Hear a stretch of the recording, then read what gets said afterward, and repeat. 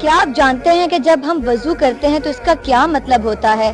جب ہم اپنے دونوں ہاتھوں کو دھوتے ہیں تو اس کا مطلب یہ ہوتا ہے کہ یا اللہ ہمارا نامہ اعمال ہمارے دائیں ہاتھ میں تھمانا۔